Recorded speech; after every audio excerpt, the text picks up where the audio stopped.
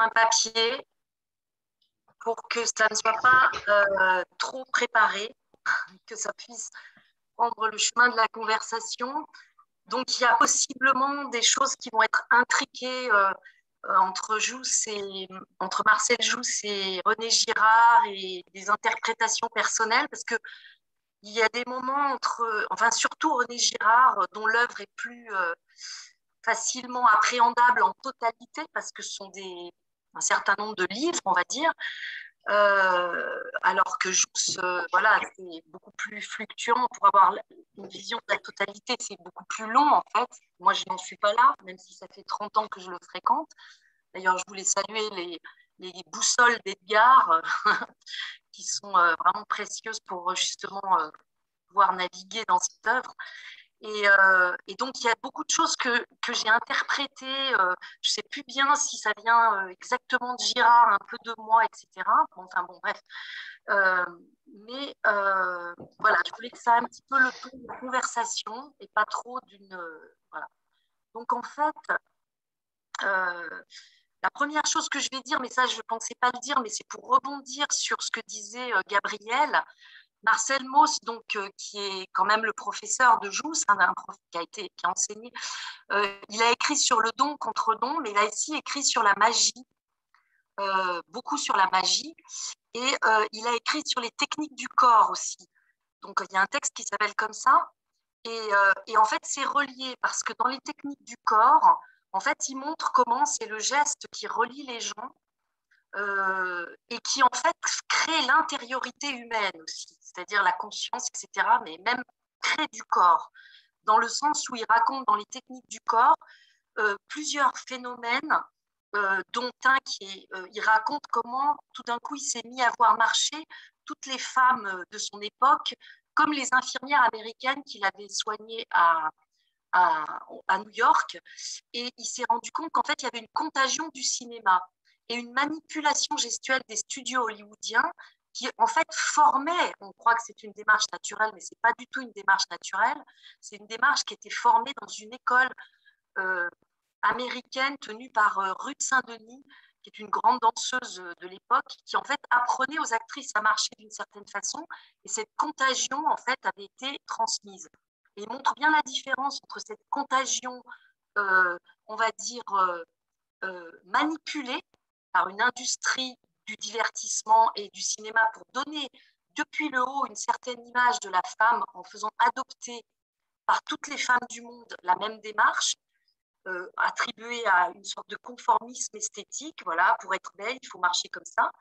Et l'autre façon, qui est en fait dans l'interrelation, c'est-à-dire qui parle du chasseur d'opossum, d'une tribu, en fait, qui fait une petite magie gestuelle, parce qu'il est porté par sa communauté, donc il monte sur un arbre, il y a des rythmes qui le soutiennent, et en fait, il est vénéré par ce rituel qui est en fait impossible à réaliser si on n'est pas soutenu par une culture traditionnelle de longue date, qui est entrée dans les gènes, un peu comme quand on voit, par exemple, des enfants de 6 ans gitans qui jouent du violon comme des dieux ou dansent le flamenco comme des dieux, alors que, voilà, c'est-à-dire que il montre à quel point l'assimilation culturelle par l'interrelation entre une grande mémoire culturelle et l'imprégnation là-dedans, elle est magique en fait, et pas du tout manipulée, parce que chaque personne de cette communauté va être l'œuvrier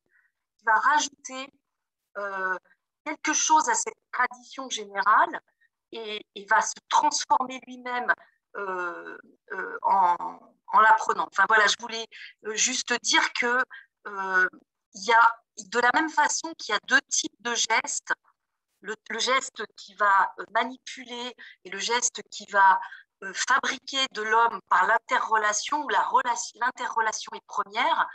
Il y a aussi deux types de violence, à mon avis, euh, que met bien en rapport enfin, pour moi, Jousse et Girard sont très complémentaires, c'est-à-dire que si on a une montagne comme ça, il, il y a un versant du mimisme, mimétisme qui est le versant Girard et un autre qui est le versant Jousse. Et ils se tiennent comme ça. De la même façon que, pour moi, il y a deux types de guerre. Et voilà. Donc, je voulais rappeler quand même vite fait, très sommairement et sous forme un peu de récit, la, les rudiments de la théorie girardienne pour ceux qui ne la connaîtraient pas. Alors, ça va être un petit peu de la bande dessinée, hein, parce que c'est une vaste histoire, donc je vais vraiment voilà, vous dire deux, trois éléments pour ceux qui vraiment ne connaîtraient pas, et puis pour... voilà. Donc, en fait, pour Jousse comme pour Girard, et pour moi aussi, parce que ça vient aussi d'autres penseurs, l'être humain est un être inachevé, comme vous le savez. Donc, pour cette raison, comme dit Jousse, en fait, le règne végétal, le règne animal, c'est vraiment l'instinct, et le règne humain, c'est la conscience. Il y a un peu cette même idée chez Girard, et cette conscience, en fait, elle naît de l'inachèvement. Ce qui fait que pour l'inachèvement, c'est-à-dire le fait que ce soit verticalisé, a créé, enfin, le fait qu'on soit né prématurément parce qu'on se soit verticalisé, puisque en fait les femmes se sont mis à avoir des bassins plus étroits, les enfants par la verticalité des têtes plus grosses, donc les enfants ont commencé à naître prématurément, donc inachevés, et donc ne plus être reliés à l'âme instinctive totalement. C'est-à-dire qu'évidemment, l'organisme, le sang qui coule, la respiration sont quand même des mécanismes instinctifs chez l'homme, mais tout le reste, en fait, doit être appris. C'est ce qui fait, et chez Girard et chez Jousse, la propension, et chez Aristote, qui dit que l'homme est le plus mimeur des animaux, parce qu'en fait, s'il n'acquiert pas par mimétisme ou par mimisme, selon Jousse, une culture, il est mort, en fait, tout simplement. Donc, c'est cette incomplétude qui, pour Girard, crée une violence qui est vraiment la part humaine. C'est-à-dire l'homme est violent jusqu'à l'autodestruction. Il n'y a pas de violence animale en réalité. La prédation, tout ça, on n'a jamais vu des animaux pratiquer un génocide. On n'a jamais vu des animaux pratiquer des camps de la mort avec des tortures. C'est-à-dire que bien sûr, ils tueront, mais ce n'est pas de la violence pour se nourrir, préserver un territoire. Ou alors même, il va y avoir on va assassiner un autre animal parce qu'il est malade, par exemple. Il y a des cas comme ça. Mais il n'y a pas de pratique de génocidaire chez l'animal sans raison. Donc par contre, la violence, et ce qu'explique bien Girard, elle est sans doute elle est irrépressible chez l'homme. Et c'est ce qui fait sa grande créativité. Mais elle est due donc à cette incomplétude qui fait qu'il est obligé de copier ses semblables.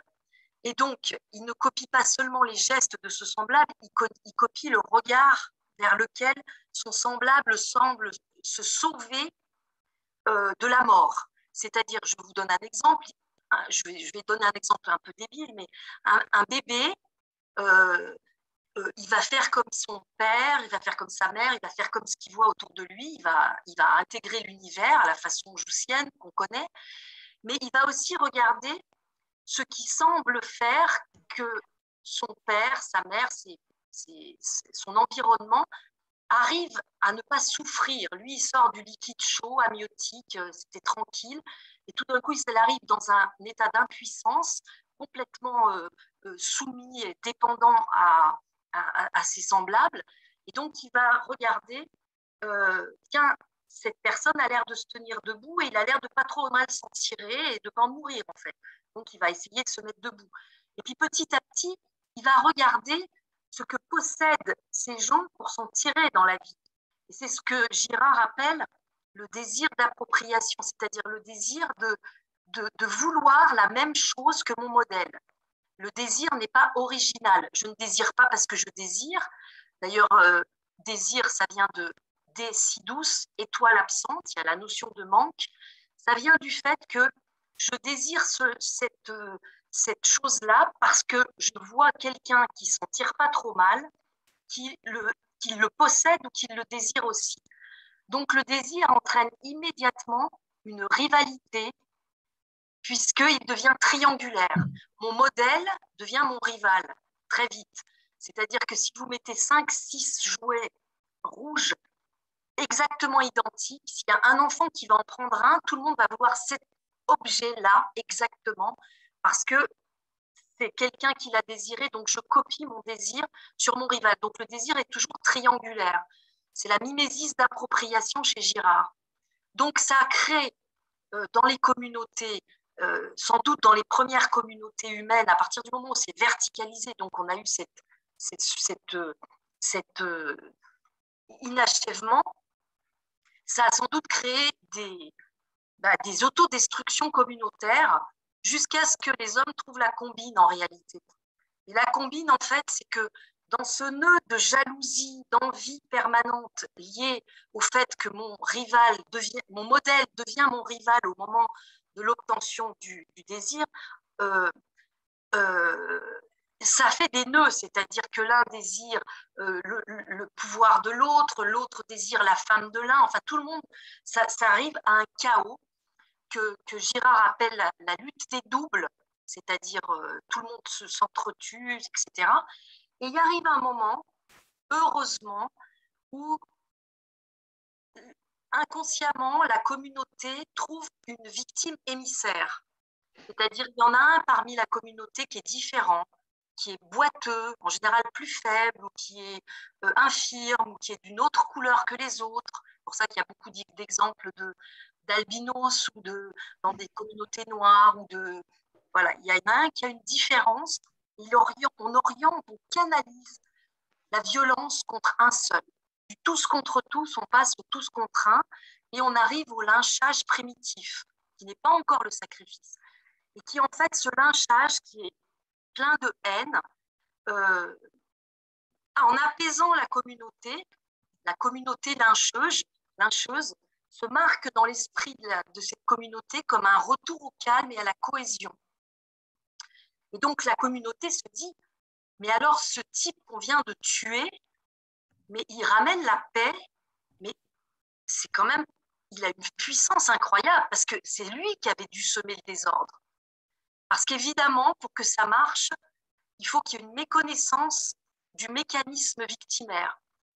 Les gens ne doivent pas se dire « je suis en train de faire un meurtre ». Ils doivent culpabiliser cette victime. Si on s'engueule entre nous, si c'est la guerre entre nous, c'est de sa faute. C'est pour ça qu'on le tue.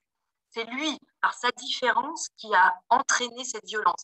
Et donc, c'est aussi quand il est mort et qu'on s'est tous réconciliés sur son dos, qu'on se dit, mais alors, il a un pouvoir magique, ce type, ou cette femme, enfin, cette vie, puisqu'il a ramené la paix. Ce qui fait que Dionysos, c'est celui qui sème le désordre et qui sème l'ordre aussi. Et donc, on considère que cette victime, elle a ramené le désordre et que c'était elle qui avait contribué à manipuler le désordre avant le meurtre. Donc, on lui considère un tout pouvoir et c'est la naissance du sacré. Le sacré voulant dire faire le sacrifice, sacerdote, celui qui fait le sacrifice, etc.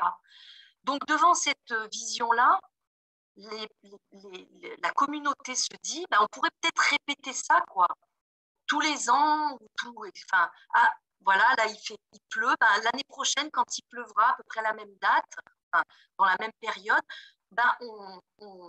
on créera de nouveau un rituel, on offrira aux dieux, pour pas qu'ils se remettent en colère et qu'ils nous refoutent le désordre, et le rituel naît comme ça, ainsi que le calendrier et toutes les institutions humaines qui naissent de la répétition. Et donc, c'est très important que la population soit vraiment dans la méconnaissance ce qu'appelle Girard la méconnaissance sacrificielle, qu'ils ne se rendent pas compte qu'ils sont en train de faire un meurtre. Il faut qu'ils soient bien unanimes, que tout le monde participe au geste sacrificiel. En général, on ne touche pas la victime. Ça va être le lynchage avec des pierres, la lapidation. Après, avec les sacerdotes, ça va être ceux qui font le sacrifice, ça va être le feu. Ça peut être jeter les gens d'une falaise en se mettant en arc de cercle autour d'eux, etc. Enfin, pour Girard, ça fait naître un rituel. On va en général prendre un animal qui ressemble au premier, à celui qu'on a lynché la première fois. Voilà, qui va en fait avoir, et ça va être une offrande au Dieu pour avoir la paix et l'unanimité sacrée. Donc le rituel, c'est souvent des gestes ensemble, des gestes, voilà. Et donc, il arrive un moment, par contre, où on ne se rappelle plus bien après une répétition, enfin un cycle culturel, on ne se rappelle plus bien euh, pourquoi on fait ce rituel. Il y a une sorte d'usure sacrificielle. Et parfois, le rituel ne suffit plus à endiguer la violence. Donc, parce qu'on ne se rappelle plus bien de tout ça. Et puis, il peut y avoir, donc, on ne se rappelle plus bien, donc cette usure sacrificielle peut faire qu'il y a un changement culturel, ce que Girard appelle la crise mimétique. Le rituel ne marche plus, on met à mort des gens, mais ça ne marche plus, on ne sait plus bien. Et donc, en général, il va y avoir des époques où on va retrouver des lynchages. Alors, il l'étudie beaucoup dans les phénomènes des bacchanales, euh, dans les bacchantes d'Euripide, où tout d'un coup Dionysos revient pour semer le désordre, parce que, et puis en fait, euh, euh, c'est des moments culturels où on va refaire un lynchage, euh, refaire un lynchage primordial, on va dire, ou détruire les anciennes idoles pour en créer d'autres, ou avoir des nouveaux dieux qui ne sont pas forcément nommés, comme par exemple à notre époque la rentabilité ou l'argent. Enfin, Girard étudie tout ça, voilà, c'est-à-dire la... Et ce qui est important en fait, c'est que euh, l'ère sacrée, en fait, elle crée des savoir-faire profanes. Parce que très vite, le rituel, il fait appel à beaucoup d'artisans. Profane, ça veut dire devant le temple. Et donc, c'est à partir de là que ça va s'enrichir. Il va y avoir la représentativité. Il y en a un seul qui va sacrifier, ça va être le sacerdote, pour les autres, pour l'unanimité, etc., avec les rituels de purification, etc. Et donc là, euh, Girard dit que, bon, je vous passe tous les détails hein, parce que c'est énorme, mais pour lui, le christianisme, en fait, parce qu'il en arrive là finalement, euh, est vraiment le, le, le, le, le moment où il y a une dénonciation du sacrifice. Donc le sacrifice et le rituel sont en but de la paix, mais il y a néanmoins quelqu'un qui est assassiné. Enfin, il y a néanmoins se sacrifier. Donc, pour lui, la crucifixion de Jésus n'est pas un sacrifice, mais le dévoilement de, du sacrifice. Et il a écrit un livre qui s'appelle Les choses cachées depuis la fondation du monde, où il explique qu'en réalité, il y a besoin à un moment d'une conversion du sacrifice, qui est la pierre d'angle en fait du temple, c'est-à-dire qu'il faut que la communauté humaine à un moment prenne conscience qu'elle est toujours dans le sacrifice et qu'il faut qu'elle y renonce, mais que néanmoins toute la société, tout l'édifice social tient là-dessus. Donc comment faire? Eh bien, il parle d'une conversion de l'humanité à la paix et à la paix dans les échanges en mettant une, une emphase sur l'éducation, sur la pratique gestuelle, sur la pratique culturelle, interrelationnelle, la formation, etc., pour faire une société humaine qui arrive à un deuxième niveau. Sinon, elle va sombrer dans une violence absolument incontrôlée, euh, énorme, monstrueuse, parce qu'elle n'aura plus le sacrifice. Et en fait, c'est l'ensemble de la population qui va être sacrifiée à la place du sacrifié. Je ne sais pas si je me fais bien comprendre. C'est-à-dire, première étape, on tue quelqu'un sans prétendre que c'est, enfin, de façon unanime, qui va soulager et canaliser la violence. Deuxième étape, on établit la société et le rituel dans la direction de cette paix qui, néanmoins, si elle canalise la violence, ne l'exclut pas complètement, ne la, voilà. Et troisième étape, déferlement de violence parce que le sacrifice ne marche plus. Et donc, il faudrait une vraie conversion de l'esprit humain à travers, par exemple, le Bouddha en parle, le Christ, évidemment, on connaît son histoire. Voilà, donc c'est le moment où il y a cette conversion qui, pour Girard en ce moment, est complètement loupée et qu'il faut absolument y arriver parce que sinon on revient à des phénomènes d'autodestruction par une violence complètement démultipliée parce qu'il n'y a plus de bouc émissaire, donc les boucs émissaires se disséminent de partout, alors ça va devenir le racisme, ça va devenir le colonialisme, enfin, etc. Et il n'y a plus de frein sacrificiel et il n'y a pas non plus encore la conversion. Hein, comme disait Gramsci, quand on change comme ça d'époque, et ben voilà, on a entre deux, il y a des monstres qui se créent. C'est-à-dire qu'il y a une situation qui n'était pas idéale avant, mais qui au moins canalisait la violence. Et puis là, en fait, on n'a pas fait cette conversion et il n'y a plus non plus de croyance dans le sacré et dans le sacrifice. Voilà, donc c'est un peu ça. Attendez, je vais voir si je vous ai dit.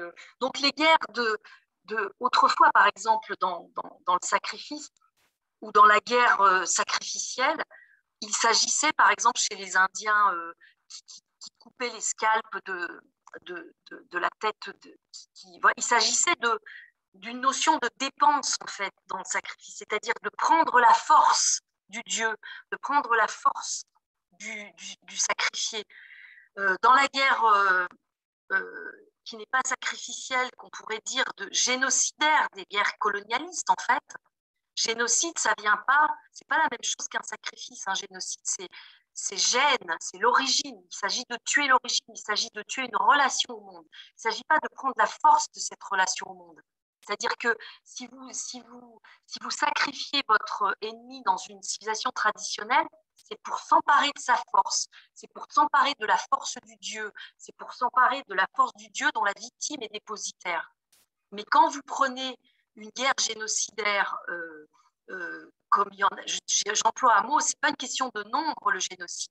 C'est une question de couper culturellement un rapport au monde, de couper une forme de rapport au monde pour utiliser l'autre comme une force de travail, plus une force humaine en réalité. Il ne s'agit pas de prendre sa puissance magique, il s'agit de l'écraser et de détruire son humanité dans l'interprétation d'une certaine relation au monde qu'elle avait, c'est-à-dire en général les civilisations orales, les civilisations en rapport à la nature. Et c'est ce même rapport qu'on va retrouver dans le rapport aux animaux, à la vision, au rapport génocidaire qu'on a avec la nature, avec les immenses élevages industriels, qui n'est pas du tout le même rapport que dans la corrida, où par exemple dans la corrida, on a un rapport sacrificiel, donc culturel. Il s'agit d'un combat, on peut être contre, on peut être pour, mais vous voyez bien la différence avec la ferme des 1000 vaches. Les animaux qui n'ont pas droit à une vie, à une existence avant d'être sacrifiés, qui sont complètement, qui sont considérés comme des choses, et tout ça pour Girard, c'est beaucoup plus compliqué que ce que je vous dis, mais bon, j'ai pas le temps là, mais pour Girard et pour Girard, c'est vraiment la différence entre cette violence canalisée par le sacrifice et le sacré et la violence complètement débridée qui s'écoule dans un monde désacrificialisé et qui a perdu son sacré. Et entre les deux, la solution, c'est, pour moi, en fait, c'est pour ça que c'est deux versants, c'est de retrouver cette formation gestuelle de toute la communauté, parce que dans son geste sur la colonisation, là, dans l'introduction, il parle de la colonisation gestuelle. Quand on regarde, par exemple, l'école française, qui est l'école, par exemple, de Jules Ferry, est quand même une école très colonisatrice, puisque Jules Ferry avait comme vision de dire qu'il fallait amener la civilisation, euh, euh, amener la civilisation aux nations barbares, comme il disait, et discipliner le corps des petits paysans et des petits pauvres français avec une école où surtout il n'est pas accès aux gestes interrelationnels, aux gestes tels que l'entend Jousse, qui est un geste de formation humaine, de formation. Et donc, un geste comme ça donc il avait choisi le modèle des frères de La Salle contre l'école mutuelle en le laïcisant, mais c'était vraiment la même vision, c'est-à-dire ne pas laisser se développer cette interrelation gestuelle permanente qui, qui est seule à même de créer petit à petit une personne capable de passer à la médiation interne, comme dit Girard. Et là, je pense que Jousse et Girard sont très proches. Ce qu'il appelle médiation interne, c'est que si vous êtes en rivalité avec votre voisin, vous allez pouvoir le tuer. Mais par contre, si la médiation est externe, vous avez votre modèle, par exemple, si c'est Dieu ou un grand maître de violon et vous voulez apprendre le violon, vous savez que c'est un médiateur externe. Donc, vous allez vouloir vous attribuer ses compétences, son être, mais vous allez le déposséder de rien et vous n'allez pas entrer en rivalité.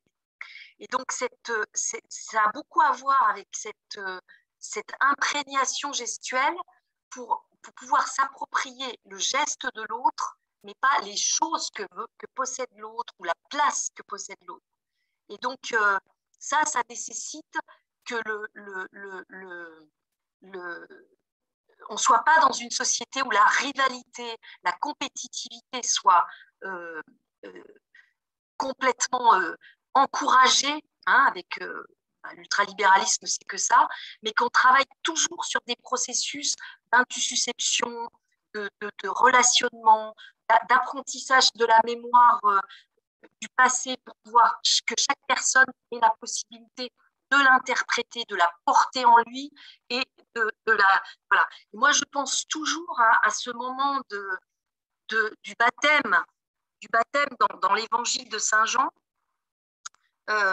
quand on est vraiment là entre Jousse et Girard, je trouve très fort, parce que ce qui m'a toujours frappé, c'est que Jean-Baptiste propose à Jésus de le baptiser. Et puis, de se faire baptiser par lui. Il lui dit non, mais c'est à toi de me baptiser. Et Jésus dit non, non, non, non, c'est toi qui dois me baptiser. Et j'ai toujours vécu ça comme un petit peu de dire, ben, en fait, j'ai eu ma formation humaine, donc c'est de ça que je rends hommage. Il faut que tu me baptises, toi. Et c'est juste après que le logo, le rayon sort, etc. Enfin, voilà. Et donc, je pense que c'est vraiment les noces de la terre et du ciel, de cette conversion entre cette formation gestuelle, de transmission, auquel était très attaché Jésus, comme nous le montre sans arrêt Yeshua, on va dire, pour parler de Jousse, et ce moment où il est, voilà, qui est vraiment cette rencontre-là. Et là, on voit bien toute la problématique de complémentarité entre Girard et Jousse, qui est seul à même de convaincre, de contraindre, d'éviter à l'être humain le déferlement génocidaire, totalitaire qu'on vit en ce moment, en fait, avec un XXe siècle déjà complètement, depuis l'industrialisation en réalité, depuis que le geste humain, lent, artisanal, a été interdit de plus en plus à l'homme. Hein, parce qu'il faut quand même considérer que depuis les Lumières, c'est-à-dire l'obscurité des Lumières, parce qu'il y a eu des Lumières dans les Lumières, mais depuis les Lumières, c'est une chasse aux gestes interrelationnels absolument incroyable. C'est-à-dire que vous voyez par exemple comment vivait par exemple la ville de Paris avec ses corporations de métiers. Alors vous aviez la corporation des bouchers, la corporation, chacun avait son calendrier, chacun la cour des miracles, c'était un endroit d'entraide des pauvres entre eux. C'est-à-dire que c'était pas juste, c'est pour ça qu'on disait la cour des miracles. Et tout ça, c'était permis. Puis il a commencé à avoir une chasse aux vagabonds, une chasse, c'est-à-dire une volonté d'interdire ce geste interrelationnel pour qu'il y ait les poids et les mesures. C'est à ce moment-là que les poids et les mesures ont été unifiés pour que ce ne soit plus le peuple qui crée entre lui ses propres savoir-faire, vivre ensemble, etc. Et donc, ça a été de plus en plus une, une chape pas de standard, d'homogénéisation sur des dispositifs et des processus qu'on retrouve par exemple dans le Poisson d'avril, où en fait c'était c'était le début d'année des poissonniers. Donc en fait c'était au 1er avril. Les autres, ils avaient Et donc toutes les corporations, c'était des structures, des réseaux interconnectés. Les saltimbanques, par exemple, qui se greffaient aux foires, qui sautaient par-dessus les bancs, qui prenaient l'argent pour rentrer dans les villes. Tout ça était un tissage permanent gestuel qui faisait qu'il y avait des négociations permanentes. On le retrouve. Et donc, pour mettre en place l'industrie, il a fallu couper dans le vif du geste en réalité. Mais en faisant ça, tout d'un coup, on a perdu énormément de compétences, de mots, de métiers, de savoir-faire, de transmission pour unifier le savoir-faire et discipliner le corps dans cette espèce de fausse transcendance qui n'est pas une transcendance, mais qui est une domination d'un geste unique pour tout le monde avec une standardisation. Et ça a fait opérer à la longue, hein, je vous parle vraiment en gros, mais ça a opéré le déferlement de violence qu'on voit, qui est absolument délirant, et cette possibilité de détourner toutes les finalités vers ce faux Dieu je sais pas, on le voit à l'heure actuelle, l'hôpital qui va être fait pour gagner de l'argent, qui oublie sa vocation de soins, ou l'école qui oublie sa vocation d'enseignement pour devenir une école de la sélection et du tri. Ça, tout est détourné de sa finalité parce qu'il y a un sacré caché qui est en fait l'homogénéisation du geste qui doit être imposé par cette espèce de panoptique liquide maintenant avec la surveillance, encore la surveillance informatique, etc. Donc, JUS, en fait, nous aide à préparer. Voilà, j'arrête. Voilà. Voilà, je n'ai pas besoin de... Merci Muriel. Merci Muriel pour cette belle improvisation d'une 30aine de minutes où tu as voilà, à la fois donné les grandes lignes de ce que dit René Girard de l'origine de la violence humaine, et en même temps sur la fin, voilà, ces perspectives, enfin le lien que tu vois avec je dirais la société moderne et l'importance de ces gestes on pourrait dire la culture populaire, si je te comprends bien. Vernaculaire, je dirais. Vernaculaire, comment dire, qui émerge des activités humaines spontanées et des relations des êtres humains entre eux avec leur environnement, plutôt que de venir d'une sorte de source externe, d'un projet préétabli qui chercherait à tout contrôler, quoi. Voilà. Ben, merci. Et donc, je voudrais voir si parmi les participants, quelqu'un voudrait... je vais reprendre l'affichage galerie pour vous voir. Si quelqu'un voudrait prendre la parole, allumer son micro et du coup peut-être partager ce que la présentation de Muriel vous évoque. Alors, je vois Gabriel qui lève la main. Tu veux? Je me rappelle de l'auto-sacrifice de 10 ans parmi les Aztèques, les anciens Aztèques et Mayas. Et j'ai réfléchi pendant ces semaines avant ce rencontre entre nous, avec vous, je pensais le seul sacrifice qui a dignité humaine et sacrée, je pense que c'est l'autosacrifice. Dans les Mayas, quand ils pratiquaient l'autosacrifice du sang avec des épingles qu'ils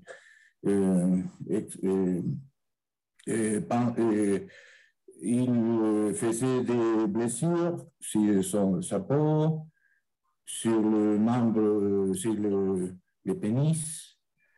Il faisait des extractions du sang. Il brûlait le sang sur ce papier naturel.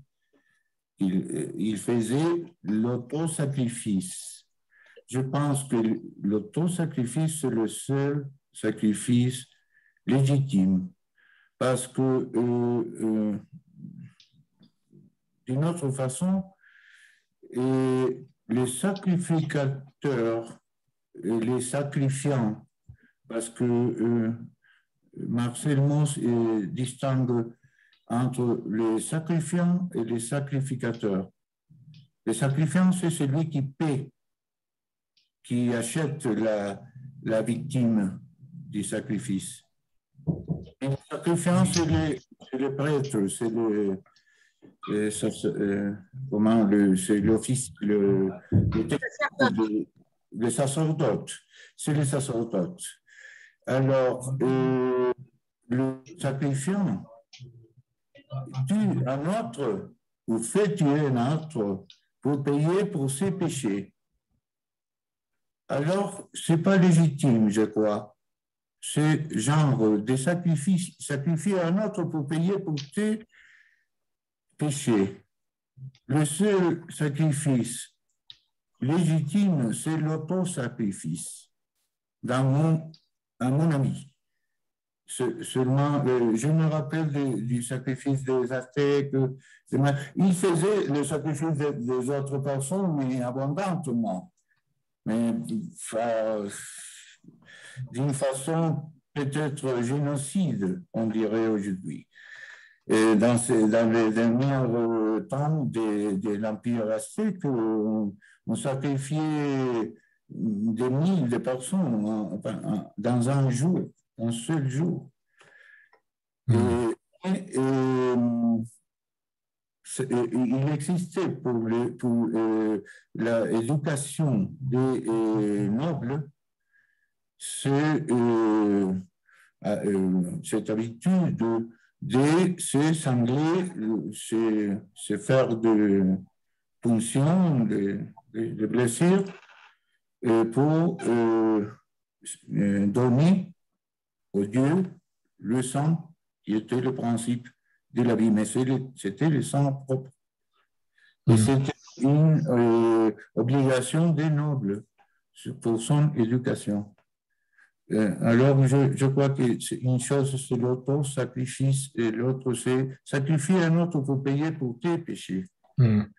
Merci Gabriel pour ce partage de cette réflexion. Est-ce que Muriel, tu voudrais ajouter quelque chose suite à ce que vient de dire Gabriel? Je voulais dire qu'en fait, on ne peut pas dire que le seul sacrifice légitime est l'autosacrifice, parce que c'est refaire l'histoire de l'humanité. C'est-à-dire que tous les peuples sont passés par le sacrifice. C'est d'ailleurs l'enjeu, c'est l'enjeu de pour moi, le christianisme et aussi le bouddhisme, aussi tant est que ça puisse être considéré comme une religion, sont secondes parce que ce sont des religions qui viennent comme des religions d'une étape de renonciation au sacrifice. Mais pas n'importe comment, dans la conversion. Mais si elles en sont arrivées là, après l'hindouisme pour le bouddhisme et après le judaïsme, qu'on voit déjà dans la renonciation d'Abraham au sacrifice de son fils, on voit déjà, il y a un fil rouge comme ça dans le judaïsme qui arrive jusqu'à la renonciation pure et simple au sacrifice. C'est pour ça qu'il y a un moment, je ne sais plus où Yeshua dit, je vais amener l'épée pour des siècles. Parce qu'il savait que la renonciation au sacrifice ne se ferait pas aussi aisément que ça. Parce qu'elle est tellement dans les gènes humains, puisque c'est sa seule façon. Donc je pense qu'après, à une certaine époque, on peut dire oui, l'autosacrifice seul est légitime quand on a conscience qu'on fait un sacrifice. Mais au début, on ne peut pas avoir conscience qu'on fait un sacrifice, puisque ça marche sur la méconnaissance sacrificielle. C'est-à-dire qu'un enfant, on va le prendre pour l'enfant qui casse la gueule à son copain, il le casse pour une très bonne raison. Ou des enfants qui lynchent un autre enfant, parce que ça arrive, il y a du harcèlement par exemple, ils le font parce qu'ils ne sont pas conscients de faire un sacrifice. Ils ne sont pas du tout conscients de faire un lynchage à ce moment-là. Ils sont conscients que cet enfant-là, il a ça, il leur a fait ça, et puis il n'est pas comme les autres, et puis c'est lui qui fout le bordel parce qu'il ne pense pas comme ça, et puis etc. Donc, moi aussi, pour moi, l'autosacrifice est le seul qui serait légitime, mais en attendant, ça ne se passe jamais comme ça au début. Donc, on ne peut pas refaire l'histoire de l'humanité en disant elle n'est pas légitime. Il a fallu qu'on passe par le sacrifice. Maintenant, il va falloir qu'on passe par le renoncement au sacrifice.